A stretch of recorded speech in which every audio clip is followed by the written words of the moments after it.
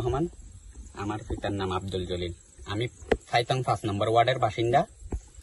আমার আব্বু জীবিত থাকাকালীন 1993 সালে এই জায়গাটা বাংলা কাগজে ক্রয় করছিল। এইটা এবং এর পাশেরটা দুইটাতে 10 একর জায়গা। আমার আব্বু 19 সালে মৃত্যুবরণ করার পর এটা আবার আমি রেজিস্ট্রি নিয়ে আমার নামে এর নাম জারি করছি। নাম জারি করার পর আমার আব্বু থাকাকালীন থেকে এই আম গাছ, এই পেয়ারা গাছ, এদিকে কাঁঠাল গাছ, অনেক বনজ ফলজ অনেক গাছ আছে। অনেক গাছ থাকার পরও আমরা এখানে বসবাস করে আসতেছি। কিন্তু হঠাৎ গত বছর আমার বাগানে খেয়ে বা কাহারা আগুন দেয়, আমরা কেউ দেখি নাই। আমার কেয়ারটেকারকে বলেছিলাম, ও দেখে নাই। তারপর হঠাৎ করে এরপর থেকে আগুন দেওয়ার পর থেকে আমার পার্শ্ববর্তী জায়গা কিন্তু বহিরাগত ও আমাকে কি হুমকি দিচ্ছে, এই জায়গা আমার, এই এরিয়া, এদিকে এতটুকু, এদিকে এগুলা, এখান থেকে চলে যাওয়ার জন্য হুমকি দিচ্ছে।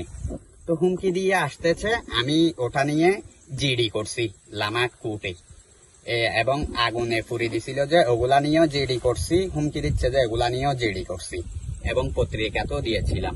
কিন্তু এতদিন কিছু করে নাই।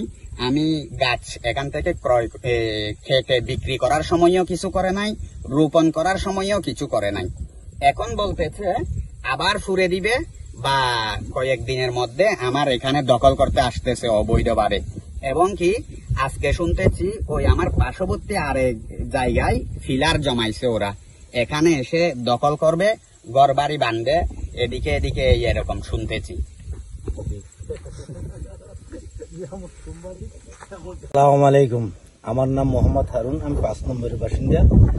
এখন মূল যে ঘটনা হলে যে এই বাগানে আব্দুল জলিলের জায়গা। তো জলিল ভাই আমার বহুদিন পরিচিত মানুষ, ভাই সম্পর্ক।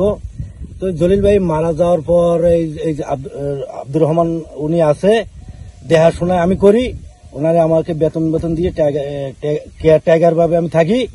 তো আজকে এক বছর পর্যন্ত একটু শোনানি যায় যে অন্য কিরা বলে পার্শ্ববর্তী একজনের ধুমকি দামকি দেয়, কিন্তু আমাকে জায়গায় হয় নাই।